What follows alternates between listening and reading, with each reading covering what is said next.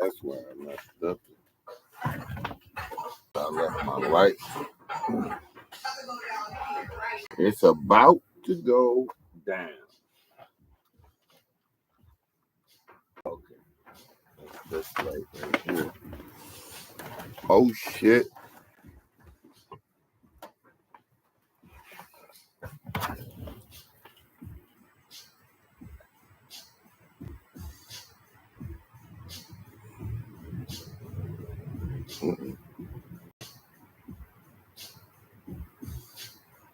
This is about to go down. Oh yeah, my video is working.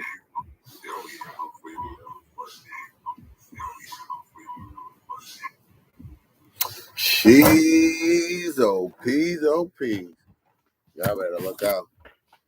We got a special show today. All the way from Red Lion Tattoo today. Shouts out to my people. Shouts out to the Voice of Radio. My man EP, president of the Voice of Radio. Usually I be kicking off the Tuesday blog. You know, it's gonna keep it short and sweet till we get back in the studio. That's where we really do this show at. So I just like to keep my people up to content with what's going on out here in the smoking community. You know, here on the Sohigho Broadcasting Company, we like to talk about the legalization, the information, and the cultivation of the bud. So right now, you know, in cultivation, a lot of people is getting into their jars that planted with us like over the summer.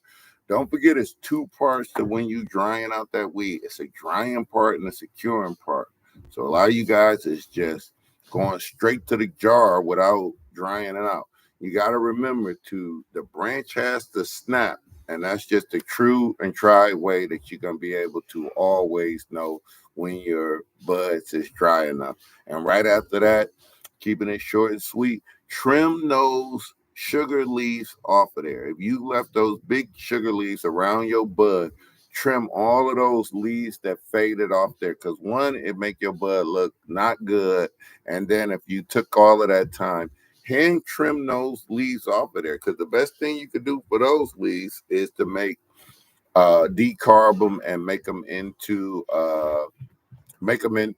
a tincture or oil or gummies or anything, because they so high in THC. That's the best thing I ever found for that. Also, if you did it in olive oil, you can go ahead and make lotions out of it. I just gave our homegirl, I forgot, she do reflexology, but if you ever come over here to Red Lion Tattoo Shop on every third Thursday, we be having drawing night over here. So that's a great time. So always good. Also in cultivation right now, you guys, if y'all popping seeds right now, check me out.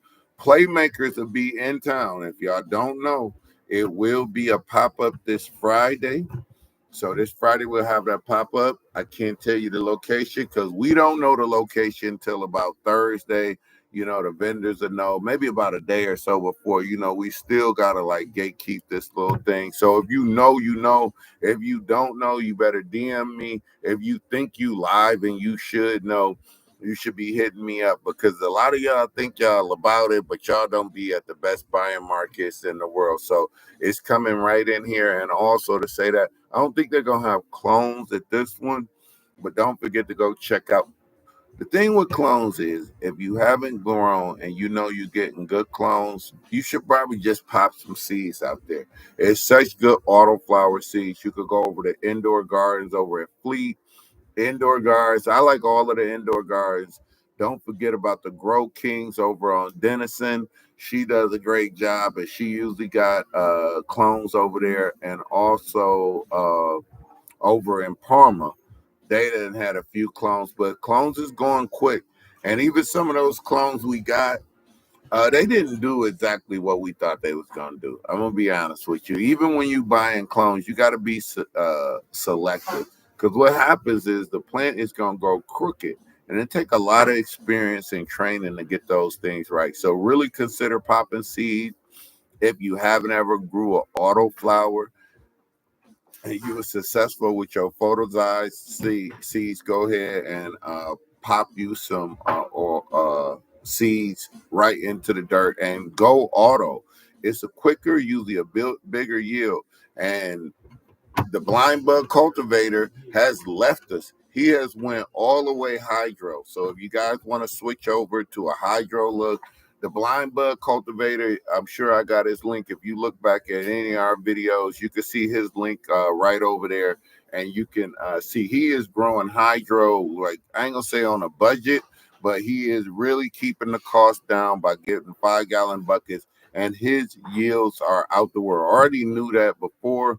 So after you already done grown, I'm gonna be honest with you. You want to get a good yield, and you want to maybe make a dollar or two, or have something for the marketplace. You should go ahead and get a candy flavor, anything, the Skittles or all of the raspberry sherbets, things like that, and get a good genetics. I always wonder when people growing and you start out there. Somebody told me today, like, oh, I got some old seeds and I'm just gonna go get old seeds. Might grow like old seeds, just to be 100% with you. You know, you don't know if they was high pressure sodium, and it's good to pop them and see what you got going, and if it look good, but you not gonna know what the weed is. And then a lot of times those weeds was growing under high pressure sodium lights, and they weren't grown under the newer LED lights. So you have to remember those things when you're trying to just pop anybody's seeds and get over there. To me, at this point of the game is when you should spend the most money. Everybody bitching about like $30 a seed, $40 a seed, or whatever. You know, you get a 3-pack of seeds for $50. But if you got some bullshit and you wasted 3 or 4 weeks of your life growing some seeds and they not good, at least you got a seed company that's standing behind the genetics, and at least you know what you're growing and where it came from. And I think you'll have a better success. And don't skimp them. The last seeds I bought was at least like the 3-pack was $90, and that was gonna be the it was some Humboldt County seeds. It's this purple that do the Lapo stuff that they talking about. So it's worth it to me, because later on, when you're trying to chase nutrients and other things to get the correction wrong in the plant, it's going to cost you more to buy a $60, $70 bottle of juice when you could have just had that cost in the beginning. So the higher quality seeds and clones you start with is a better chance of you having a great output. Other thing, you guys, if we coming up on this weather change, these temperatures is changing and the humidity is going to change. You'll be able to hold your humidity here in the Northeast Ohio real good. No, you'll be able to hold your temperature good. It's that humidity switch. Like right now, there's still a lot of moisture in the air. You know, no, it's still pretty dry right now. All you brown people who still ashy, you know, it's still ashy outside. When the more moisture get in the air, it switches so fast here in the Midwest.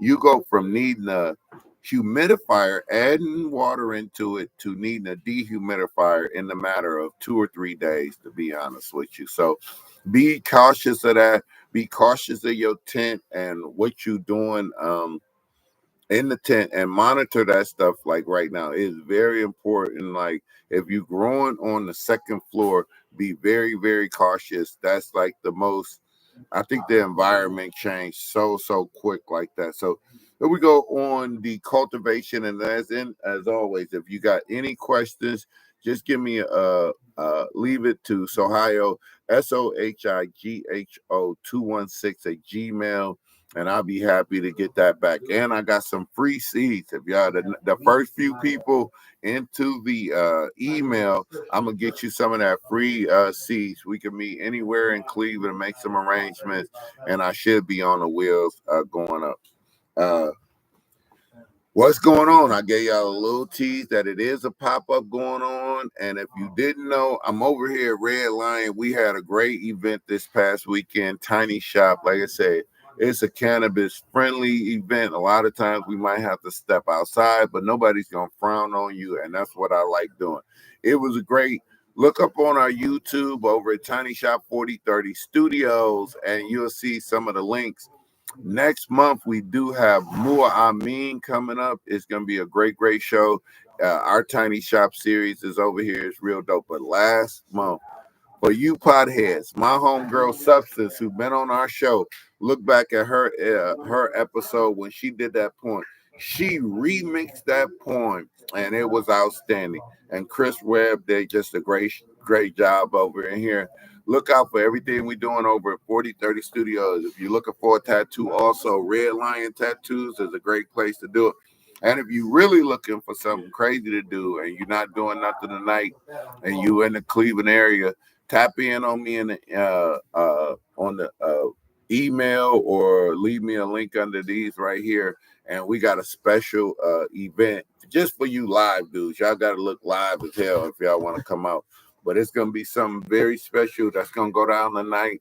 And I might be passing out a free joint or two if y'all want to come out, or maybe give you a gummy if you say you see me on this stream. So there we go. In the legalization, you know, we're doing all right as far as the bill here in Ohio, even though it's still Republican control. They are fighting hard, and we really have to give it to the conservative Republicans out there who are reading the plain language of the bill that was passed. So we don't have any changes as of right now, and we really have to watch out. Don't forget, all of this dust up came because of the gas stations were selling that fucking sky blue, pink looking weed, and they were selling it to underage kids. So you have to be, if you guys out there in the marketplace, you have to gatekeep this thing. You cannot like let the 18-year-olds, you can't be at the gas station or the smoke shop not checking IDs. And I agree with that. They just gonna get us shut down. We don't need no police. And you underage kids, if y'all don't know how to get that bag, y'all probably smoking better than your mama and daddy any damn way. So don't be going in the gas station, because a lot of time that's garbage ass weed anyway. You don't know where that shit came from. 9 times out of 10 is THCA. That's marijuana light, and it's some bullshit. I'm just gonna keep it 100 with you. Every third bag you get out of all of these smoke shops right now is no good. And just to keep it 100 with you, if you buying weed from somebody from Middle Eastern or they identify with the Muslim race, that's THCA. Hands down, point blank, period. It's not good. Gas station weed is just that.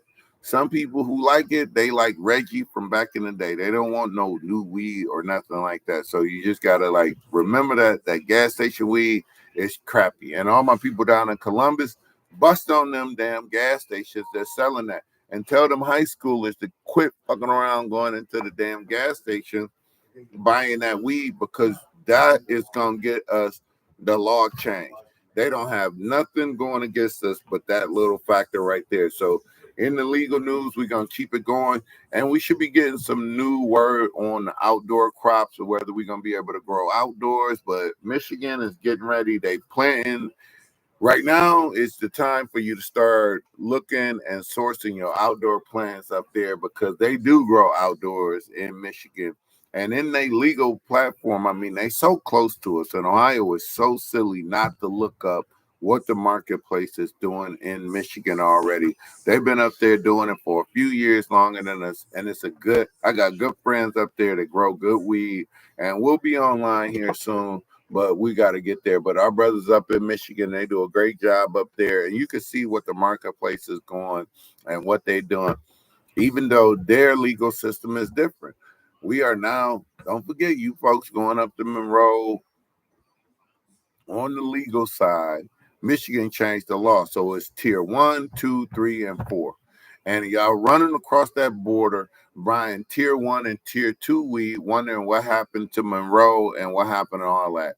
So the people at the thing, you have to go into the Michigan dispensaries and ask for tier 3 through 4.